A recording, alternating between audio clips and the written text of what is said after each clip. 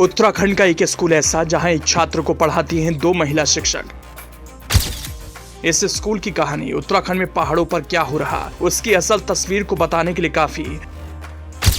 उत्तराखंड के इस स्कूल में एक छात्र पर 2 महिला शिक्षक के पीछे क्या है असली वजह जानेंगे तो होंगे हैरान। तस्वीर देख लीजिए, ये तस्वीर उत्तराखंड के एक स्कूल की है।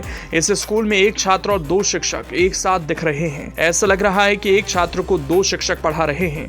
अगर आप ऐसा सोच रहे हैं तो ये पूरी तरह से सही नहीं। असल वजह जानेंगे तो हैरान हो जाएंगे, एक तरह से सोच में पड़ जाएंगे।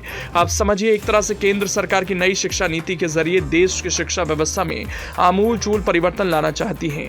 नामी सरकार भी शिक्षा को लेकर आए दिन बड़े बड़े दावे करती है, लेकिन उत्तराखंड के कुमाऊं मंडल के मुख्यालय नैनीताल जिले में ये एक ऐसा स्कूल है जहां 50-100 नहीं सिर्फ और सिर्फ एक छात्र पढ़ता है। चौंकाने वाली बात यह है कि इस छात्र को पढ़ाने के लिए 2 शिक्षिकाएं तैनात हैं। 31 मार्च भले ही प्रदेश में सरकार शिक्षा व्यवस्था को चुस्त और दुरुस्त बनाकर सरकारी स्कूल की स्थिति को बेहतर करने के दावे कर रही हो, लेकिन धरातल पर सरकार के दावे कुछ और ही हकीकत बयां कर रहे हैं। नैनीताल की घुघू खाम के प्राथमिक विद्यालय में सिर्फ एक छात्र रह गया है। चौंकाने वाली बात यह कि निर्मल आर्य नाम के इस एकमात्र छात्र को पढ़ाने के लिए 2 शिक्षिकाओं को नियुक्त किया गया है।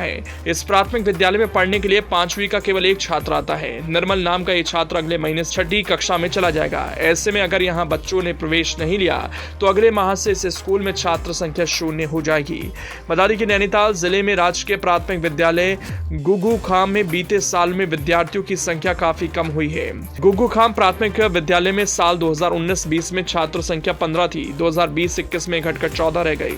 2022-23 में छात्रों की संख्या घटकर सिर्फ 4 रह गई और 2024 में संख्या घटकर 1 रह गई। 31 मार्च 2024 को 5वीं में पढ़ने वाला निर्मल आर्य भी दूसरे स्कूल में चला जाएगा। इसके बाद विद्यालय में छात्र संख्या 0 रह जाएगी। वहीं स्कूल में कम हो रही छात्र संख्या को देखकर स्थानीय लोगों के साथ साथ शिक्षिकाएं भी चिंतित नजर आ रही हैं। शिक्षिका शबाना सिद्दीकी का कहना है कि अभिभावक खुद अपने बच्चों का नाम कटवाकर शहर में स्थित प्राइवेट स्कूलों में भेज रहे हैं। जो लोग बाहर या नैनीताल में नौकरी करते हैं वो वहीं जाकर कमरा लेकर या मकान बनाकर बच्चों को पढ़ा रहे। हम लगातार क्षेत्र में रहने वाले परिवारों से भी बच्चों को विद्यालय में पढ़ाने के लिए भेजने को समझा रहे। इसके बावजूद छात्र संख्या लगातार घट रही। अगर 31 मार्च के बाद कोई एडमिशन नहीं होता है तो इस संख्या 0 हो जाएगी। अब माना जा रहा है इस स्कूल में सिर्फ एक छात्र होने की वजह अभिभावकों का अपने बच्चों को नैनीताल के प्राइवेट स्कूलों में पढ़ाना है।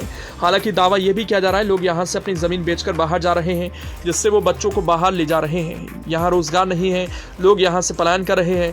ग्रामीण केवल चुनाव और पूजा पाठ के दौरान गाँव आते हैं। बाद में जब ये एकमात्र छात्र 6ठी क्लास में चला जाएगा तो इस विद्यालय में छात्र संख्या 0 हो जाएगी।